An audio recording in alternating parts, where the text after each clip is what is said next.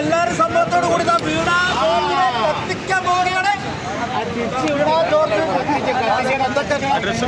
കോൺഗ്രസ് കമ്മിറ്റിയുടെ പ്രസിഡന്റ് ഖാദർ പന്തക്കൻ വീണാ ജോർജിനെ കത്തിച്ചുകൊണ്ട്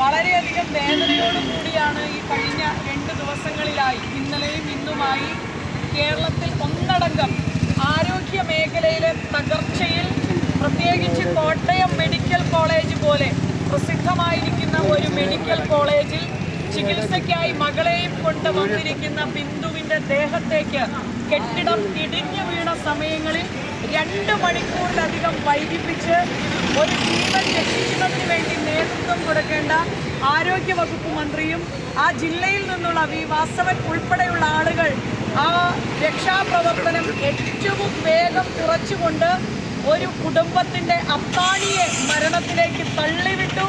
കൃത്യമായി പറഞ്ഞാൽ ആരോഗ്യവകുപ്പ് മന്ത്രി ഒരു കൊലക്കുറ്റത്തിന് നേതൃത്വം കൊടുത്തു എന്നുള്ളത് പറയാതിരിക്കാൻ വയ്യ.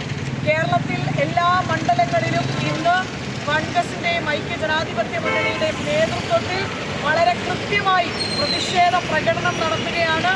ഈ കോട്ടക്കൽ ഉൾപ്പെടെയുള്ള എടരിക്കോട് ഉൾപ്പെടെയുള്ള പ്രദേശങ്ങളിൽ കോൺഗ്രസിൻ്റെ പ്രവർത്തകർ ഈ പ്രതിഷേധ പ്രകടനത്തിൽ നേതൃത്വം കൊടുക്കുമ്പോൾ കേരളം ഒറ്റക്കെട്ടായി പറയുന്നു, പിണറായി വിജയൻ സർക്കാരിൻ്റെ കാലഘട്ടത്തിൽ ഏറ്റവും വലിയ ദുരിതത്തിലൂടെ പോകുമ്പോൾ സാധാരണക്കാരൻ ആശ്രയിക്കുന്ന ആശുപത്രികളുടെ ശോചനീയാവസ്ഥ, മരുന്നുകൾ പോലും ലഭ്യമാകാത്ത സാഹചര്യം, വേണ്ടത്ര രീതിയിൽ കിടത്തി ചികിത്സ ഇല്ലാത്ത സാഹചര്യം, ചെല്ലുന്ന രോഗികളെ വെറും തറയിൽ കിടത്തുന്ന സമീപനവുമെടുത്ത് സർക്കാർ മുന്നോട്ട് പോകുന്നു.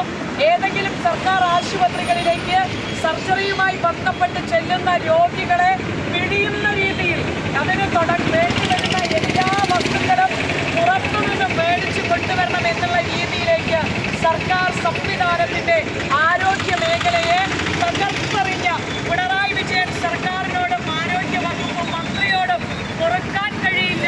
ഈ കേരളത്തിന് അതിൻ്റെ പ്രതിഷേധം രേഖപ്പെടുത്തിക്കൊണ്ട് ഈ പ്രതിഷേധ പ്രകടനത്തിന് എല്ലാവർക്കും